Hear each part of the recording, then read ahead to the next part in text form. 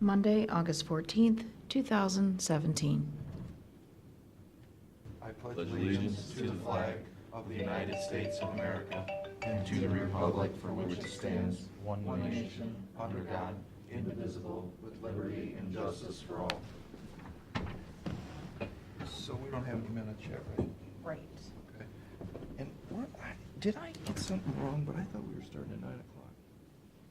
I wrote on my phone we were going to start early today. Anybody remember that? I was near at the last meeting, so I I don't remember know. you and I talking about it, I'm not sure. Do you remember? You don't remember? I just, Well, it doesn't matter, it's 9:30. We didn't even start at 9:30, but that's all right. Okay, Pete, haven't heard from you in a while. It's kind of nice, wasn't it? It really was, yeah. I think it would be. The last guy that was in here said everything's fine and nothing to worry about, and so let's hear your analogy. Okay. Every year, our county risk sharing authority, which is essentially our insurance company, which it's a pool. I have an annual meeting, I believe it's on the 22nd. Just as a matter of course, Commissioner Shanigo, you are our voting representative In what? for Corsa. I have an annual meeting in August every year. I think it's the 22nd. I don't know if you're planning on going or not, but Dave Miller will be going. What date? August 22nd? Yeah, August 22nd. It's in Columbus. Oh. I think this Usually- Commissioner Old likes to go to Columbus. Well, our loss coordinator, Dave Miller, will be attending. He's got your, he can also vote as well, if you're not there. Okay. But you're our official voting representative, so you know. Again, we've been working on doing the refinancing of 2007 bonds. They're callable after 10 years. We have a schedule put together that we probably would end up pricing the bonds September 21st. There's some resolutions up there to do that. It's the refinancing, also some new debt service, and that would be the Huron Force Main that we just did. That was part of the Bidawanga sewer we were looking at. And You're only doing the 1.2, right? yeah, it's about 1.3. 1.3. Between 1.2 and 1.3 is the final numbers yet. And the water portion of the new meter reading system are roughly about just a little under 1.6 million. And the refunding bonds are about 11,240,000. So the 11 million in bonds. Yep. I saw that list. These are all bonds that are able to be refinanced with no penalty? Callable, yep, They're right. callable. No penalty. And I had asked Ed, and he wasn't sure. By chance, are any of those 7%ers? I don't believe so. I just want, we used to have some high interest rate bonds, and, Yeah, that no. would save us a lot of money. And that my question is it $11 million, and we're paying out X today? When we refinance these, will our payment drop? Yeah, actually, I got these are tentative based on current market rates, but Yes. right now, over the life of those bonds from 2018 through 2031, we would have paid $13,356,000 On 11? on, yeah. Well, what's currently out there, What was the period again? from 2018 through 2031. So, 13 years. 13 years. And again, with current rates as of today, or last week actually, our new total for over that period would be $12,200,000. So Save $1 million. $1,150,000, yep. Not bad, but roughly about $80,000 a year. So those were higher. Yeah, Well, there's a story. so. Okay. So just to, just keep you updated on that. I know I got an email from Department of Environmental Services based on our rules and regulations regarding sewer and water tap fees, there's an automatic inflation adjustment piece in there. It's not commercial inflation, it's construction inflation is what it's based on. That was supposed to go in effect July 1st. They kind of been holding off to see if you folks want to continue that, or do we want to not do any increase this year? Obviously, we'd have to do something, take some official action to change that. Right now, the inflation rate would be 3%. That's just to give you an idea on, say, for a regular sewer tap on a residential piece, assuming they're just tying into an existing county line, you know, they're not in a subdivision, it's not a, it's not in a subdivision where there already is, sewer's been put in, this is say like on a county main line. That under the current structure, that's about, it's $5,547.55. Is that the tap fee or the equalization or the conveyance? Or That's all of them together. That's the that's the processing fee, that's the installation fee. Oh, wait a minute, I'm going off of water, excuse me. Wait a minute. No, this is sewer. Is water's the same though, is it not? Water is very similar, Yeah. other than the installation, okay. For sewer, there's again, processing fee, there's an inspection fee, there's an equalization fee, and there is a conveyance fee. And currently, those total, where did I put those?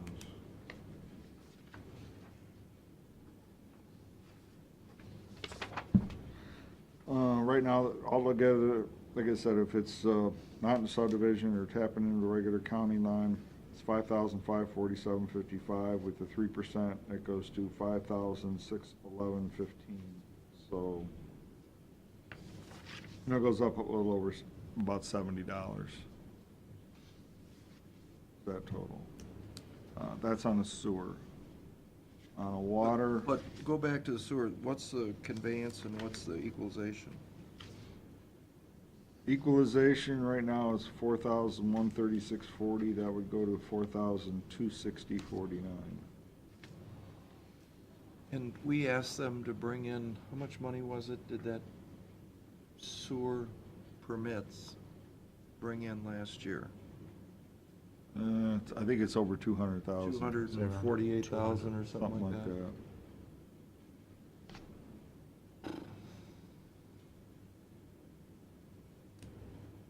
Plan B.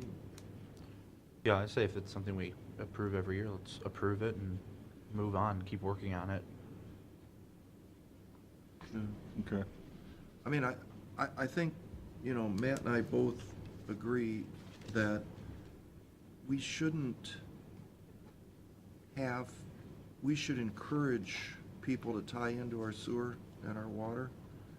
And I'm just not sure that the old system works to do that. I mean, some of these fees, especially when you get into the business side of the fees, are so expensive.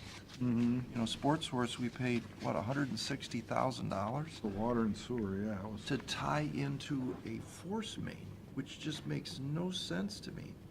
That force main was not put there for development. Mhm. It was put there to transport sewer Mhm. flow. And when they tied into it, they had to pay $100 and some thousand to build a pumping station, $150,000 to build a pumping station to tie into the line.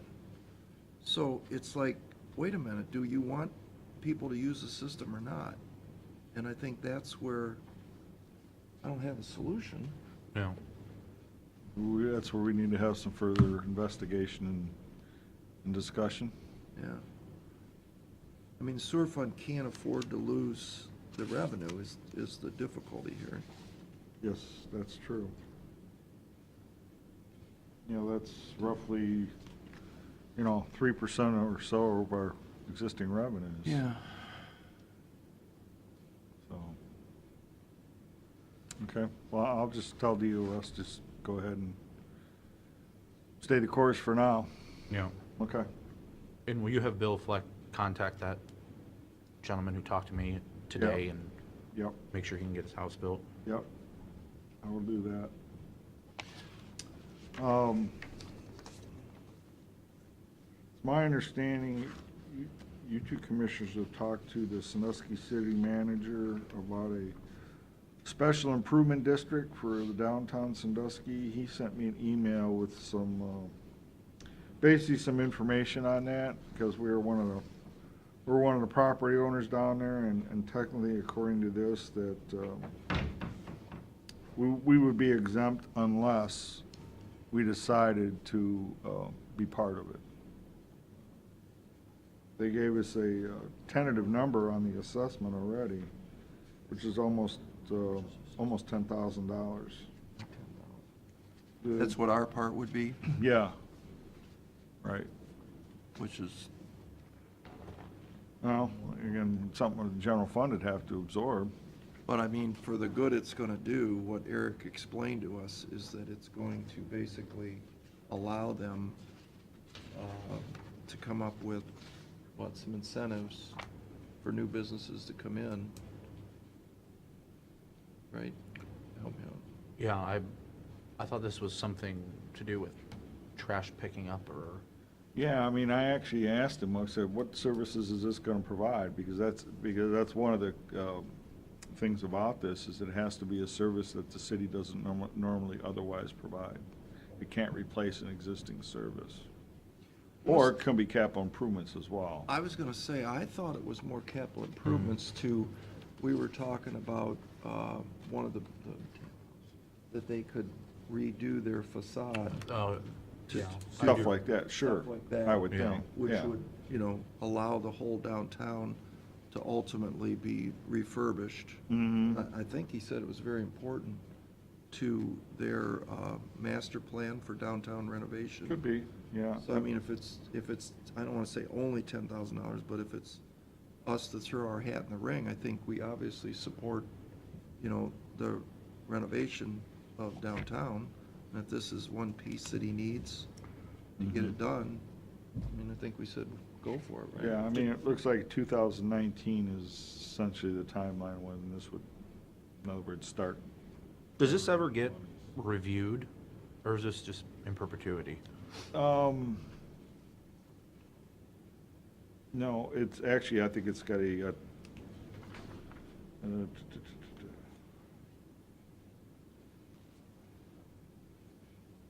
other thing is the other property owners down there, 60% have to agree that they would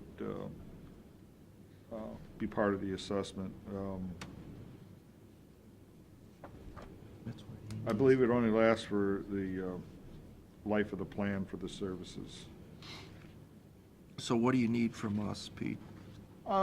Just to let you know, I'm gonna talk to Eric a little bit more about it. I asked him, I said, well, like, what services or whatever is it to provide, and he actually said, well, I'm gonna be talking to him next week regarding the parking garage. We've been talking off and on about leasing some spaces. I'm gonna have a cost for him next week, so we'll talk about this too. I'm just making you aware. Okay. And also, we got our usual annual request by the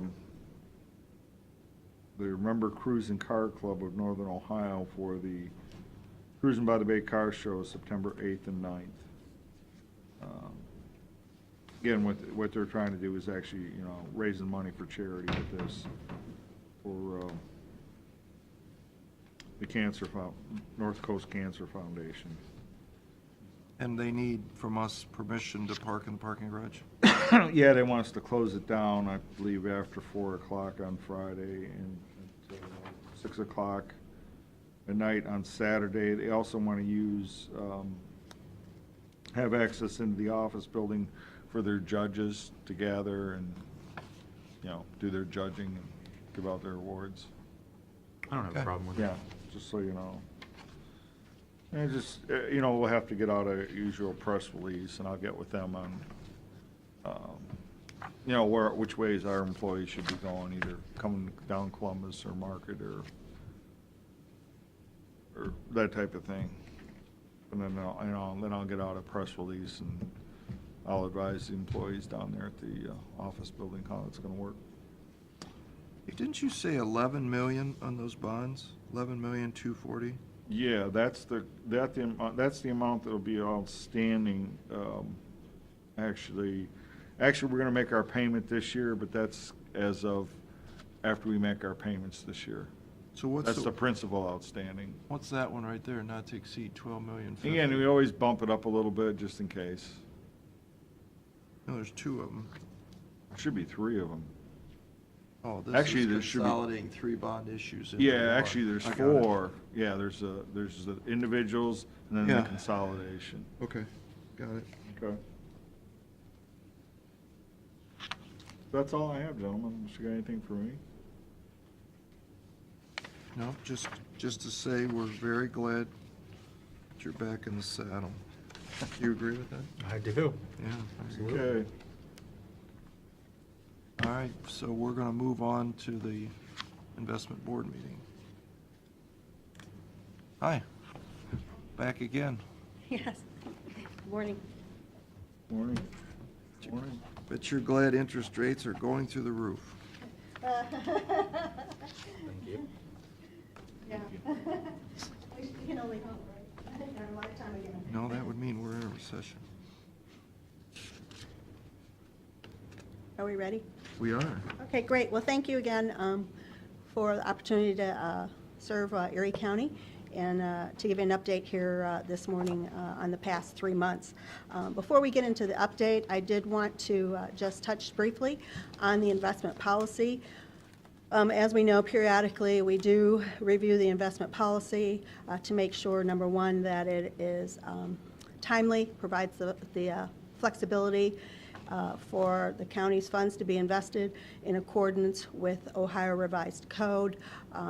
With the budget bill that was passed by the governor in June, there was one change to Ohio Revised Code, particularly as it relates to commercial paper. The maximum percentage that a portfolio can be invested in commercial paper was raised from 25% to 40%.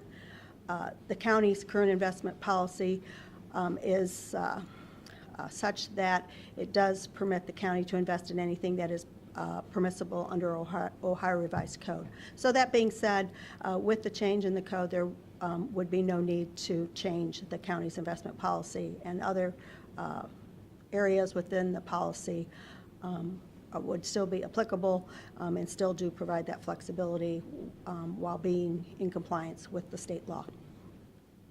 So moving on to here next another quarter. Since I was last out, we had another Fed meeting. The Fed did raise the overnight Fed funds target. We're now in a range of 1 to 1.25%. At that time, they also indicated that it was likely we would see another rate hike in 2017. Economic data, particularly inflation data, has been relatively soft, which is now leading the market to believe that we will not see our next rate hike until March of 2018, that would be more likely as opposed to an additional one in 2017. However, the Fed has started to prime the market, communicate with the market their intentions as it relates to reducing the balance sheet. If we think back to the financial crisis, the Fed did embark on quantitative easing, which resulted in expanding the balance sheet from $800 billion to $4.5 trillion. They did that by purchasing U.S. Treasury and agency mortgage-backed securities with the intention of lowering long-term interest rates. They've continued to reinvest those maturities as they have come up, but have indicated that they will start to sometime soon start to reduce that balance sheet. And the way that they've are intending that they will do so is by reducing the amount of reinvestment at a very slow pace. So starting out with reducing the reinvestments by $6 billion per month. I know that's a big number in our world, but in the Fed world, yeah, when you're dealing with 4.5 trillion, it still is just a little chip away at that total holdings, and they will look to increase the amount that they are reinvesting to get up to a point of 30 billion per month, and their adjustments will be done on a quarterly basis. So the market expectations for how this may impact longer-term interest rates is rather benign, to say the least, particularly as, you know, we look at the Fed has been alluding to moving forward with doing this for well over a year, and now starting to convey some of the details, and making it very clear that the intent will be to make this very slow process, with the objective of not having a market impact on interest rates, and particularly not wanting to upset what continues to be a rather fragile economic recovery. So what is your thought on, this whole North Korea stuff that's going on right now? How would that affect, well, obviously the market would be bad. How does that affect the interest rate outlook? Should the market, I've heard, could take a correction? Right. What happens then? Well, the North Korea situation is certainly an example of what we classify as geopolitical events. So meaning that, it has a global impact, and particularly the impact is on investor sentiment. So when we have events such as this where, right, there is a heightened uncertainty, particularly as it relates to the possibility of either terrorism or war, then global investors tend to move into the U.S. Treasury market. So by moving funds into the U.S. Treasury market, which is considered a safe haven, that serves to lower our longer-term interest rates. Yeah. Okay. It's good for our refinancing. Yeah. Yeah. Hold off. Yeah, and we can certainly see that when we flip actually to page 4 here, and we can look particularly at interest rates, and we look at the 5-year Treasury in particular.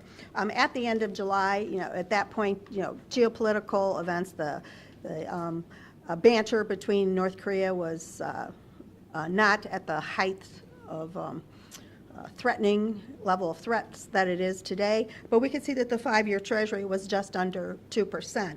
We look at where the 5-year Treasury is today, and it's more like 1 3/4. And so again, that's a reflection of kind of the heightened concern of global investors and moving into the U.S. Treasury market. So certainly, the 2 points that this geopolitical risk poses to U.S. interest rates is, number one, we have these forces of the Fed is going to start reducing their reinvestment, which, although we don't think it will have an impact as far as moving up interest rates, you don't know until it actually happens in reality.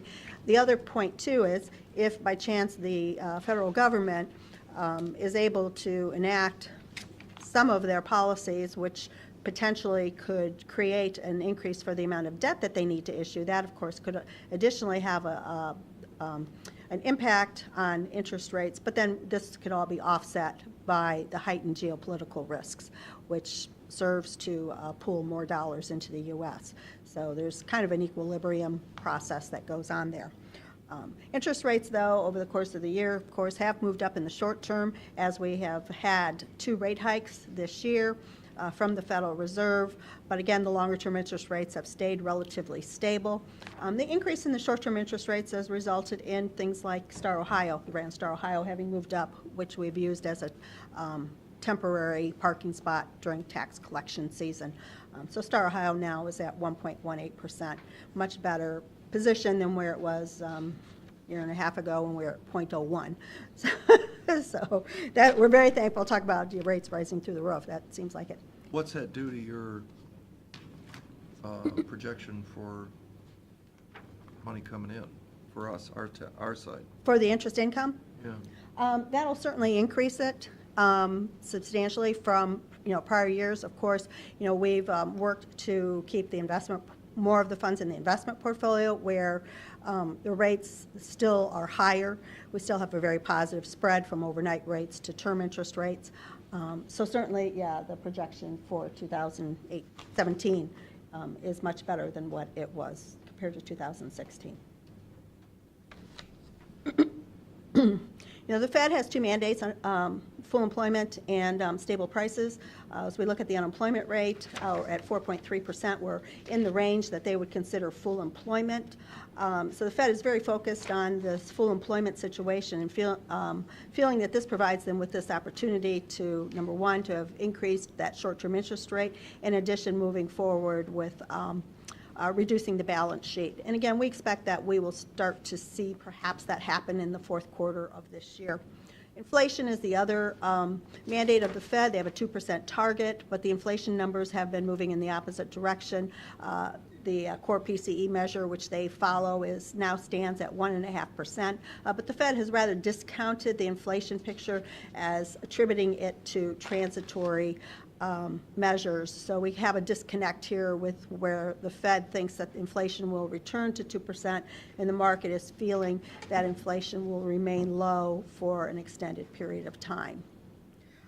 We look at the inflation outlook on page 7, and that's really what tells us what the market is looking at as their expectations for inflation. And we can see, even looking out over a 5-year period, market is expecting that inflation will still remain below the Fed target.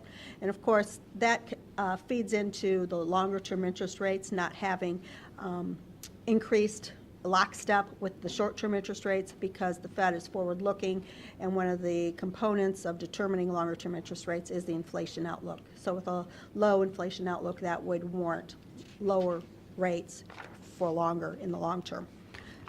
And that's demonstrated by looking at an interest rate outlook on the next page, on page 8. And again, this is where the market is anticipating the overnight Fed funds target will be over time. So if we focus on the 5-year point, the market is saying at this stage they expect the overnight Fed funds target rate to be just under 1 3/4. So if we look at today, we're in a 1 to 1 1/4% range for the overnight rate. That would infer that there's maybe 3 rate hikes priced into the market here over the next 5 years.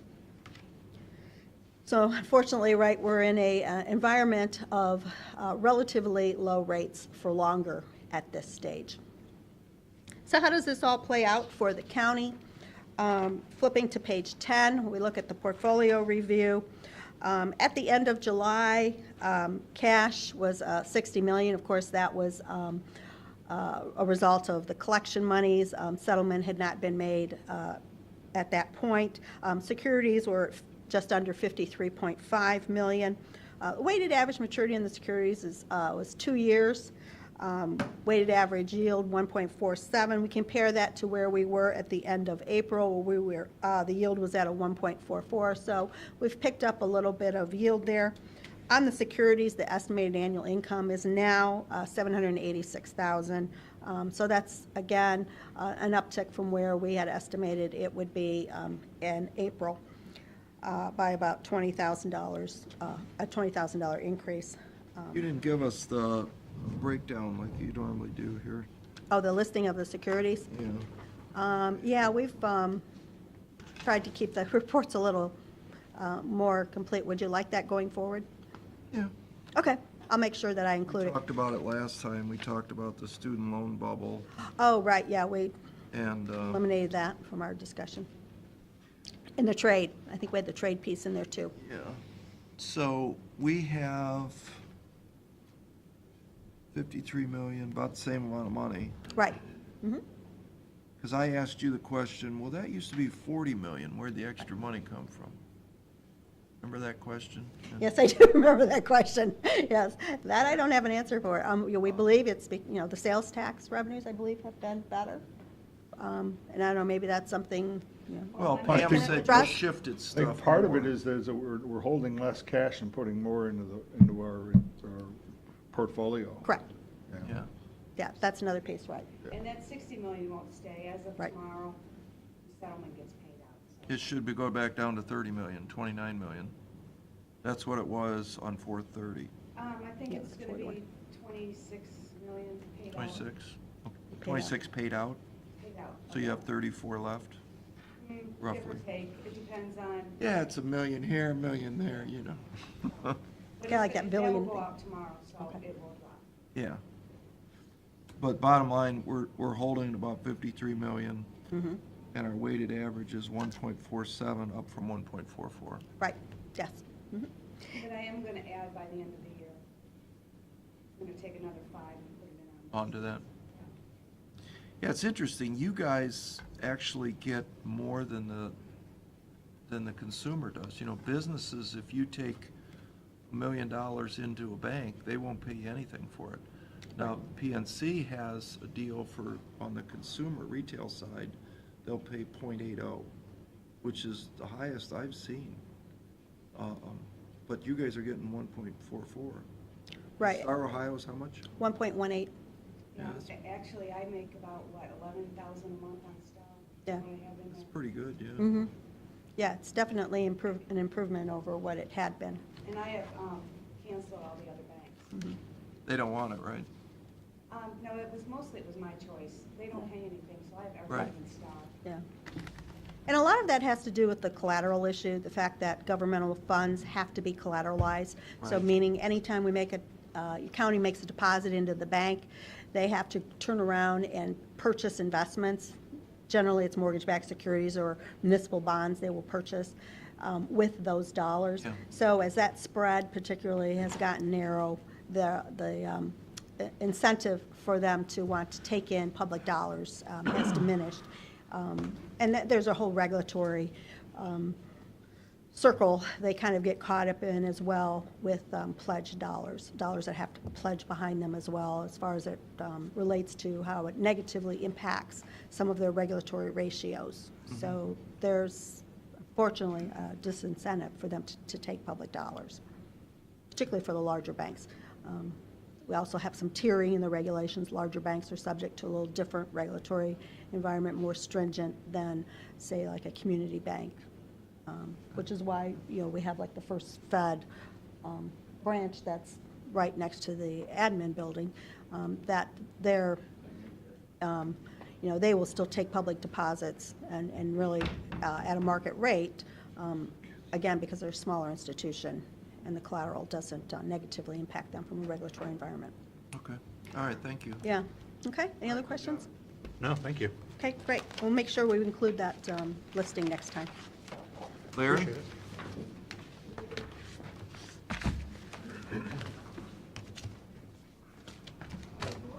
Good morning. Thank you.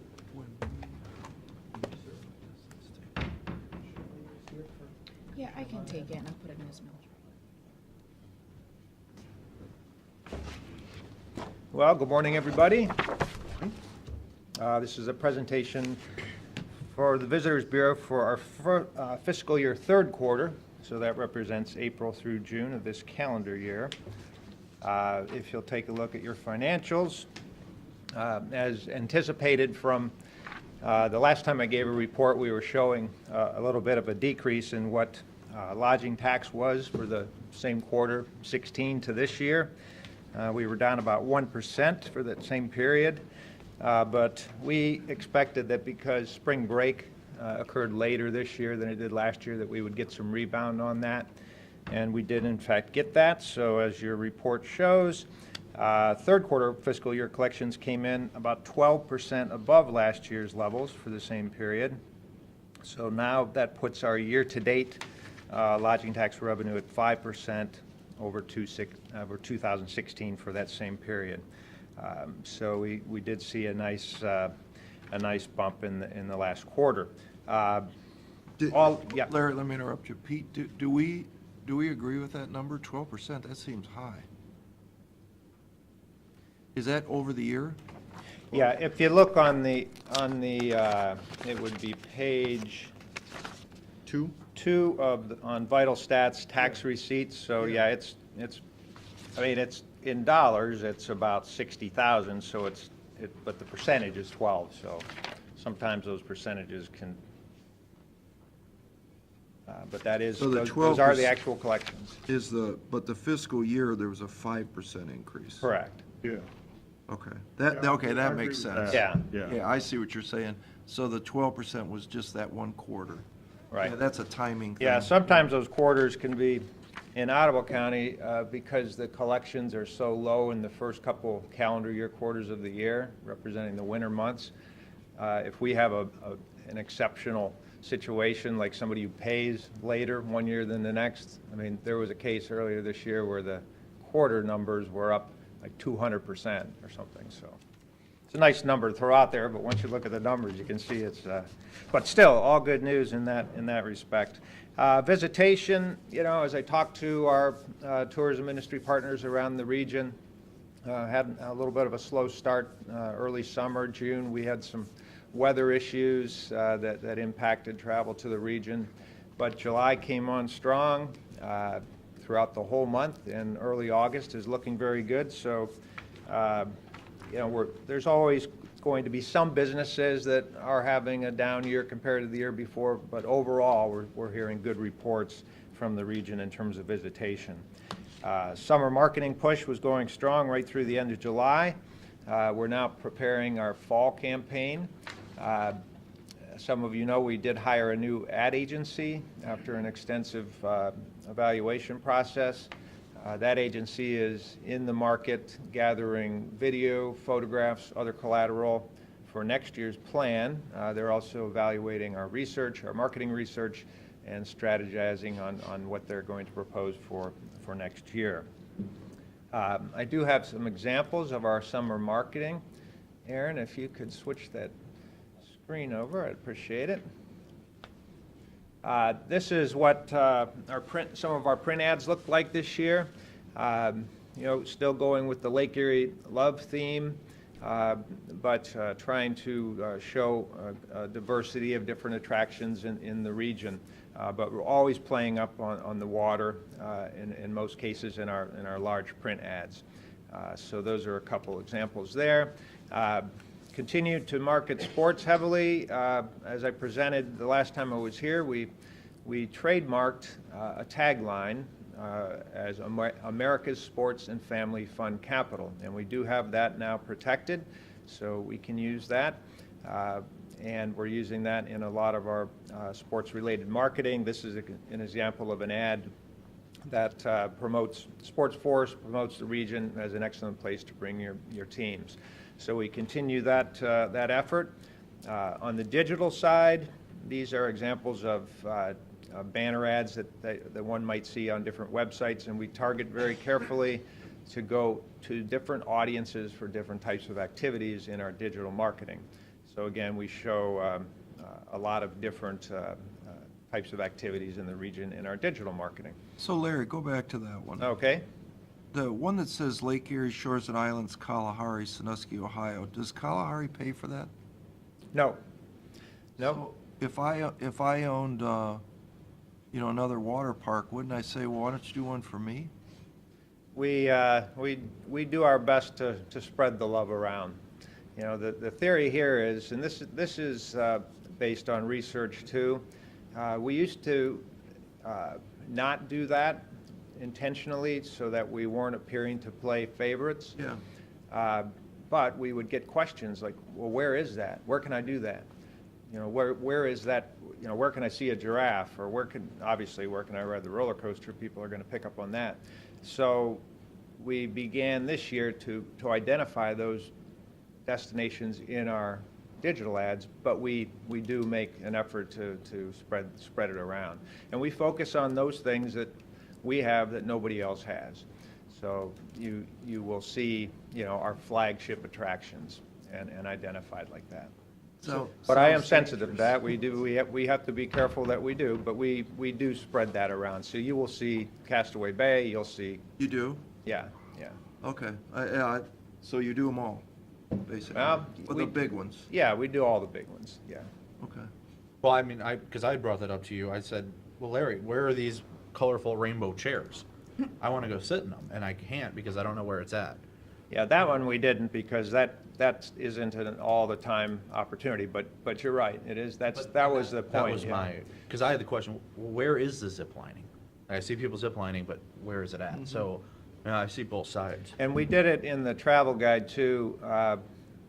If you look on our printed travel guide, it shows, it actually has numbers that correspond to the listing so people know where things are.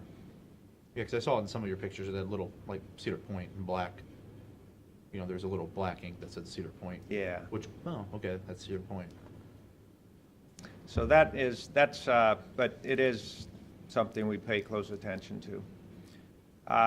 Down in Columbus this summer, we've had this wallscape on the side of a building at the corner of Long and Third.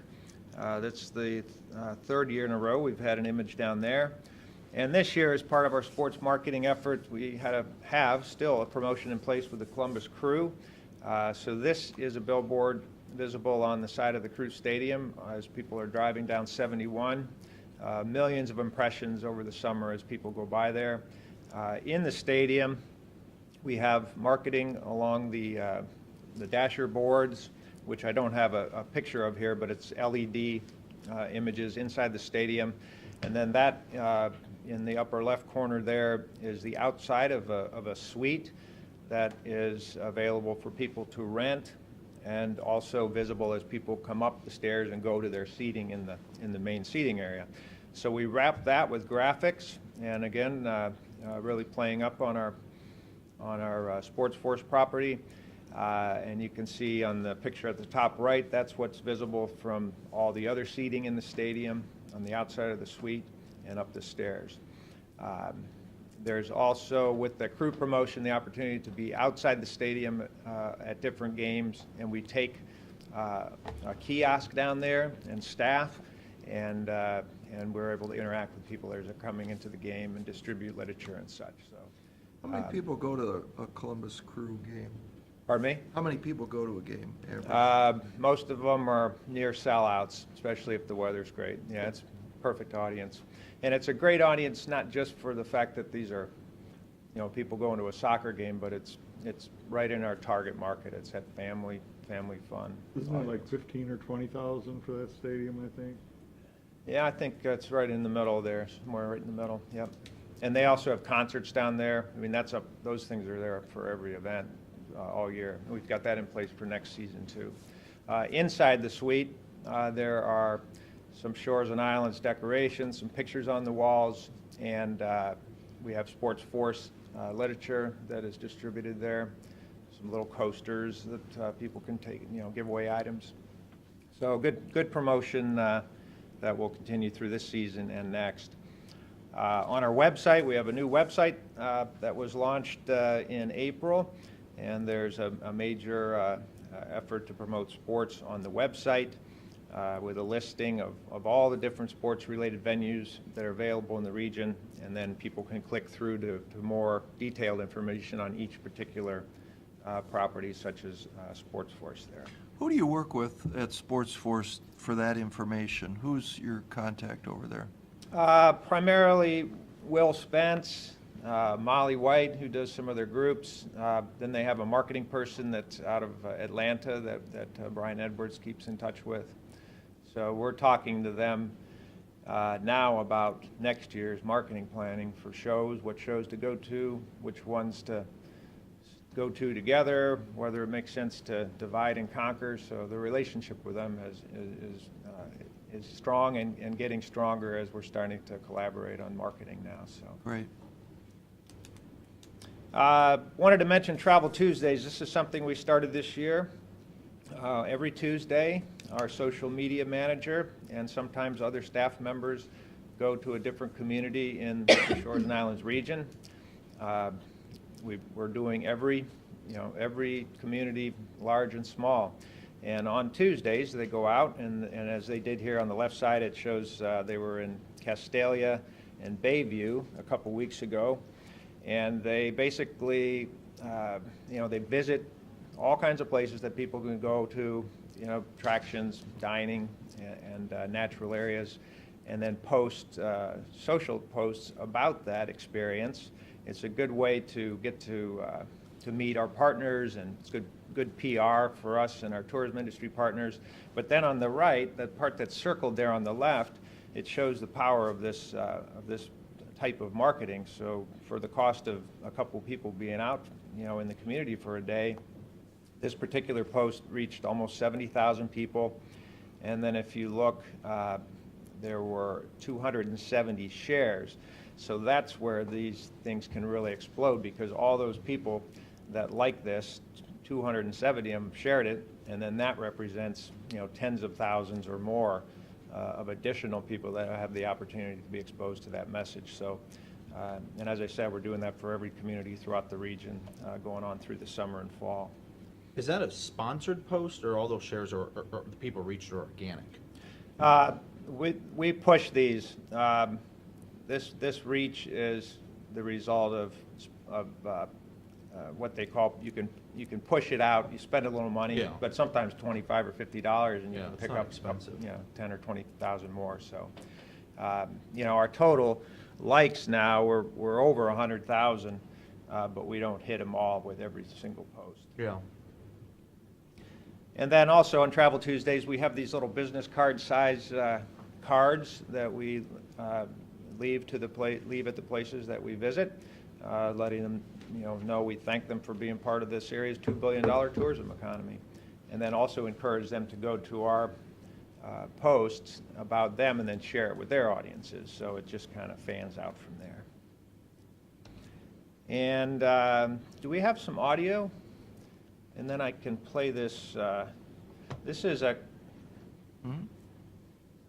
Does it? We'll find out in a minute if we do. But this is an example. This is the TV spot we're going to be running in Michigan. Michigan starts school later than we do in Ohio, and so you're going to see a lot of Michigan's license plates around here. And so we're going into Michigan to really try to boost those numbers with some of the other activities that are still available here in the region. There's still plenty of summer fun to Lake Erie love.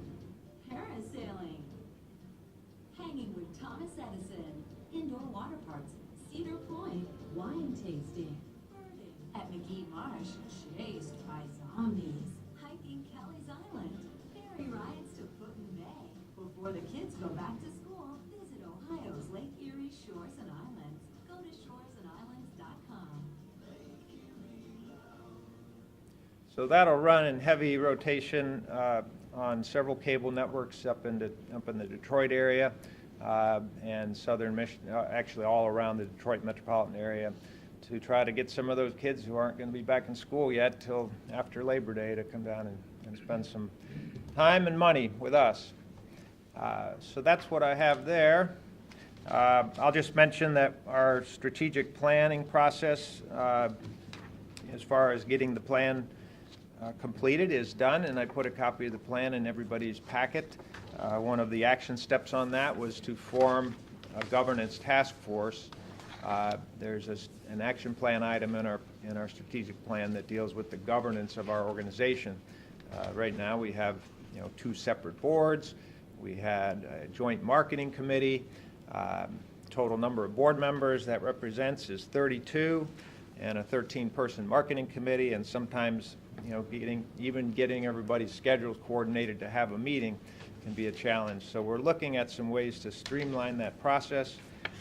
Our governance committee includes Commissioner Old, Commissioner Stahl from Ottawa County, Jude Hammond, Jeff Hoffman, Leah Lexicos, Steve Pajali, Gary Lickfelt is assisting with some legal counsel, Peter Houston, Mike Barr, and Dave Dunn. This represents people from both boards of directors, and then of course the 2 county commissioner boards. So we'll be meeting for the second time this Wednesday, and once this group reaches consensus on recommendations, we'll be bringing those to both of the boards of commissioners and both of the full boards for discussion, refinement, and hopefully approval, and we're hoping to have the recommendations done by the end of the year. One of the components of the strategic plan also dealt with the marketing committee, deals with the marketing committee and streamlining that in some way. When that marketing committee was first formed, we did not have a full-time marketing director. We did not have a full-time graphic designer or social media manager or PR manager.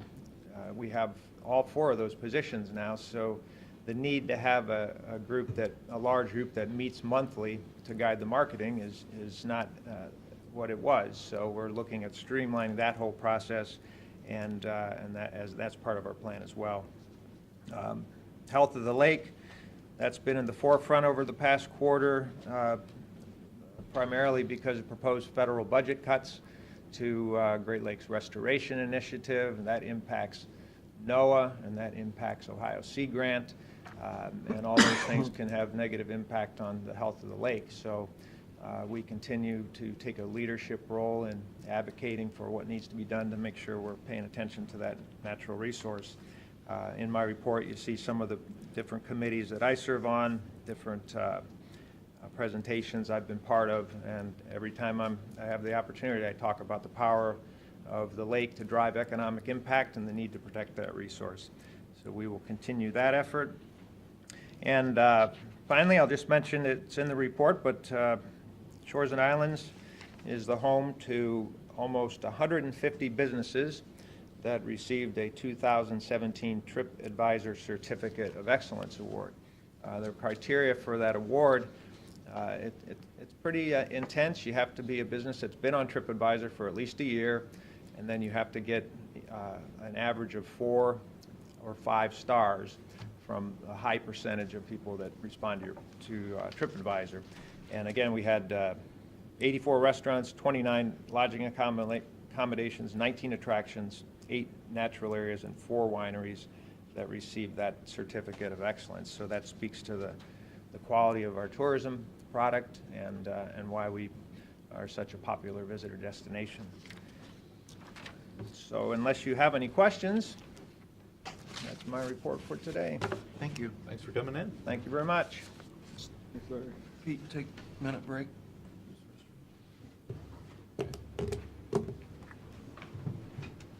We recessed.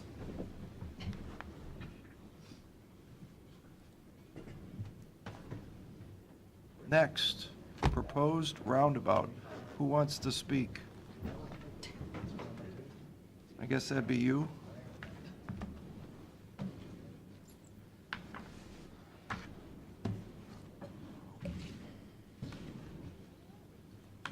Onward. I guess, So I think the way we left it, you want me to say that? yeah, I guess, if commissioners got any questions, Well, we talked about moving the house. yes. I did get the quote for the foundation. It's $34,000 for crawl space. $42,000 what Mr. Shields said to move the house. So now we're up to $72,000. And I see there's nobody here, Mr. Shields, or anybody from the Historical Society. I did talk to Doug Galloway, who said he was going to talk to Al Puckrin and Dawes Doesn't Farm. And the lady that was here last week, I guess, is somehow related to the Fourth Farmer, so I didn't talk to him.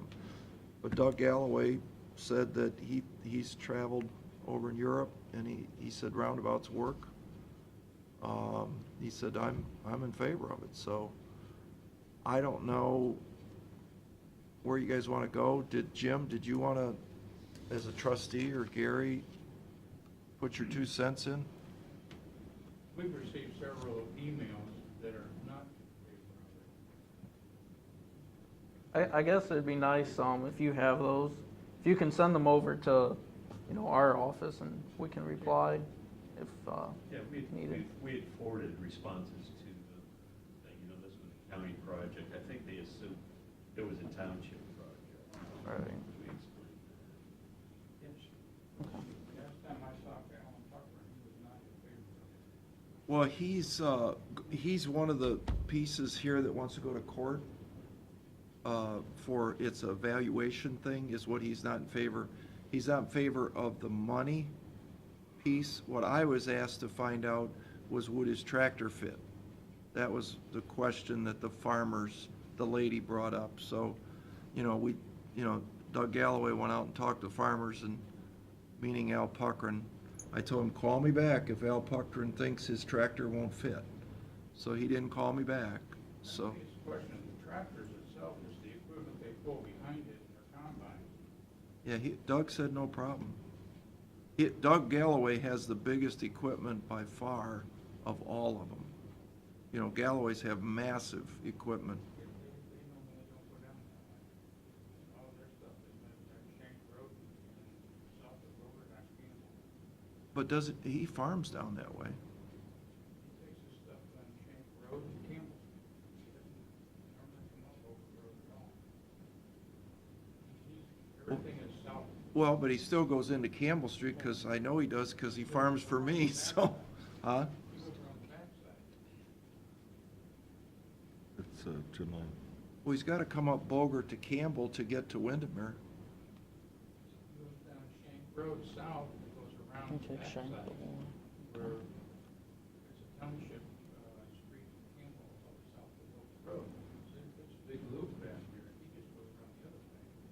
How's he get over to Windermere then?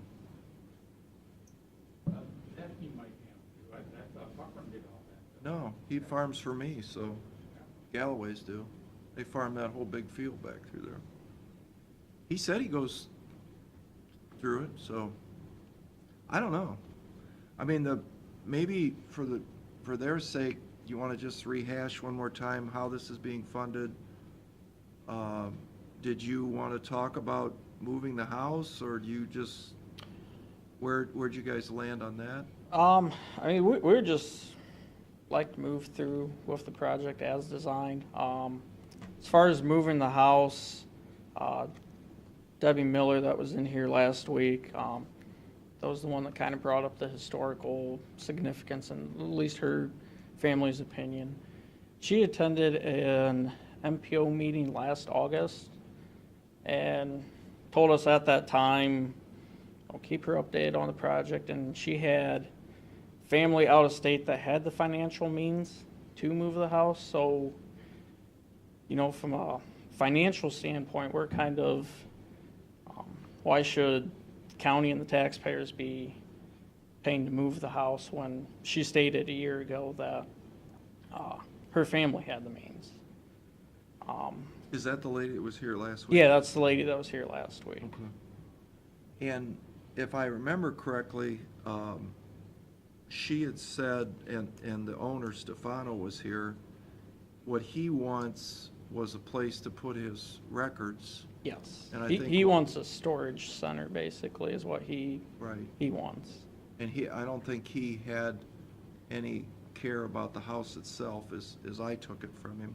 Correct, and we have notes from our right-of-way negotiators that they gave him the option if he wanted to retain the house, he could, and he stated at that time he had no interest in retaining the house.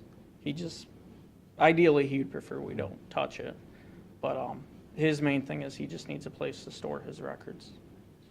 So, and then Gary, you reminded us that the paperwork that we have is got nothing to do with whether there's a roundabout there or there's not. All the county commissioners are doing is authorizing this to go to the court process to determine the valuation of the property. Am I right there, Jack? This is a federally 80% funded project done by the county engineer's office. It's not necessarily anything to do with the county commissioners, other than this piece of paper needs to get moved into the court. Am I right there? Right, for appropriating the property, if there's not an agreement.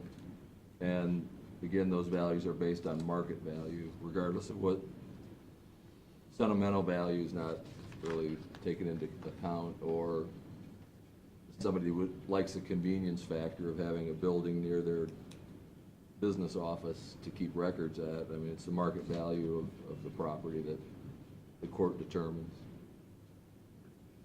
And we got something that they had said it was an historic piece of property, but Tim Lloyd wrote us an email that said that. Yeah, we had Heck to, not. since it's a federal project, we have to go through an environmental phase, and in that phase, there's a historical analysis done. And with the building there, they had to have a certified consultant come in, evaluate it. They evaluated it on the national criteria. There's 4 criteria, and they determined it didn't meet any of those 4 criteria. And also as part of that, the State Historical Preservation Office was given a chance to comment on it, and they had no comment on the building. So based on all of that, it came back as non-historical. It's kind of the opposite of what we were told, right? Yeah, one of the report was more detailed, in that it went into the reasons why each criteria was dismissed. Was a copy of that report given to those folks? I'm not sure if they got it or not. I know we have a copy at our office. But I remember one of the criteria was alterations to the existing building. And That had been made? Yeah, that had been made. And there's a number of visible alterations that have been made to the exterior alone. Okay. Okay, anybody else?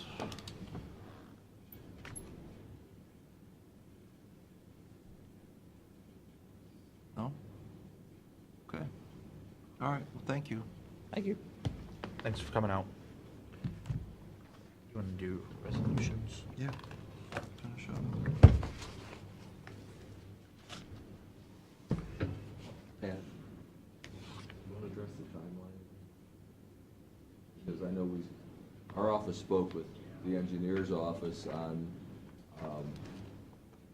we got some paperwork ready to go, but we addressed with the engineer's office that we did not want to file that paperwork in court until we had kind of a go-ahead You just want to approve these resolutions, from right? your office, from the commissioner. You can approve these. And I know there's a timeline that the engineer's office is concerned with. Yeah, we're just concerned with the timeline based on required amount of waiting period, basically, between filings, since there's the building is involved.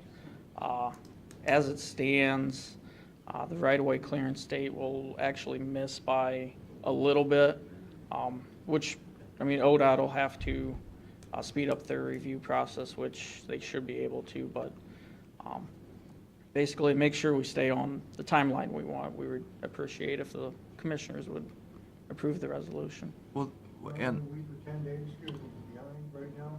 Yeah, we're about a week behind, but ODOT can make it up by cutting their review process down from their 30 to But nevertheless, 20. it's just, Yeah, every day we wait at this point pushes us farther back. We'll vote on it right now. yeah, and the court itself process, they can still, at the court level, talk about whatever. Right, we just need to file. Yeah, right. Okay. All right, go ahead. You'll just need to resubmit your information to the auditor's office for them to cut the checks to deposit to the courts. And we appreciate you working this past week to address some of these issues from the property owners. Just a nice thing to do. Resolution by the Board of County Commissioners for the purpose of appropriate the estate's interest and right in a certain parcel of real property hereinafter described for public improvement purposes. Second. Mr. Old? Yes. Mr. Shenigo? Yes. A resolution to appropriate the estate's and interest and rights in certain parcel of real property hereinafter described for the public improvement purposes. Second. Mr. Old? Yes. Mr. Shenigo? Yes. Resolution for the purpose of entering into agreement with Neptune Equipment Company. Second. Mr. Old? Yes. Mr. Shenigo? Yes. A resolution for the purpose of declaring certain Erie County items surplus and ordering the same to be sold at internet auction. Second. Mr. Old? Yes. Mr. Shenigo? Yes. Resolution certifying certain unpaid rents and charges for sewer and water services for Erie County audited replacement upon the real property tax list and duplicate against the property served. Second. Mr. Old? Yes. Mr. Shenigo? Yes. A resolution for the purpose of authorizing payment to Lucas County Coroner. Second. Mr. Old? Yes. Mr. Shenigo? Yes. A resolution for the purpose of confirming contract between North Point Educational Service Center and Erie County Sheriff. Second. Mr. Old? Yes. Mr. Shenigo? Yes. A resolution for the purpose of declaring certain items surplus and ordering the same to be discarded or salvaged. Second. Mr. Old? Yes. Mr. Shenigo? Yes. A resolution for the purpose of entering into agreement with Mid-American Energy Company. Second. Mr. Old? Yes. Mr. Shenigo? Yes. A resolution authorizing not to exceed 1.75 million water system improvement general obligation bonds, Series 2017. Second. Mr. Old? Yes. Mr. Shenigo? Yes. resolution consolidating 3 bonds issued of Erie County, Ohio. Second. Mr. Old? Yes. Mr. Shenigo? Yes. A resolution authorizing not to exceed 1.5 million sanitary sewer system improvement general obligation bond, Series 2017. Second. Mr. Old? Yes. Mr. Shenigo? Yes. A resolution authorizing not to exceed 12 million various purpose general obligation refunding bond, Series 2017. Second. Mr. Old? Yes. Mr. Shenigo? Yes. A resolution for the purpose of accepting the paving improvements constructions in Angel Pass subdivision number 2 Perkins Township for public use and maintenance. Second. Mr. Old? Yes. Mr. Shenigo? Yes. A resolution by the Board of County Commissioners for the purpose of entering into agreement with Buco Electric. Second. Mr. Old? Yes. Mr. Shenigo? Yes. A resolution by the board authorizing Erie County Auditor to make interfund transfers. Second. Mr. Old? Yes, this said do this last. Are we good? Yeah. Mr. Yeah. Shenigo.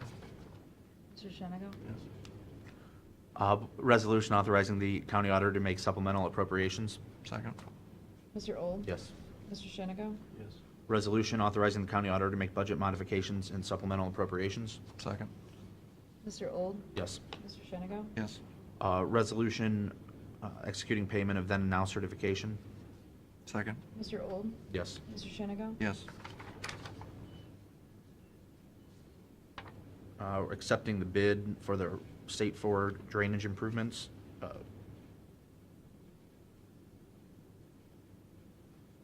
Yeah, motion to turn them over to the engineer. Motion to turn them over to the engineer. No, soil and water is what it should be. Soil and water, yeah, I'm sorry. Soil and water? Yeah. Yeah, soil and water. Mr. Second.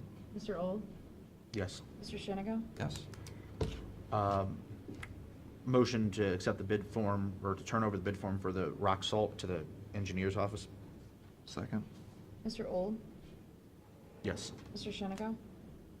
Yes. Motion to go into executive session regarding employment. Second. Mr. Old? Yes. Mr. Shenigo? Yes. Okay, hold on. Back in All regular. right, we're session. back on the record.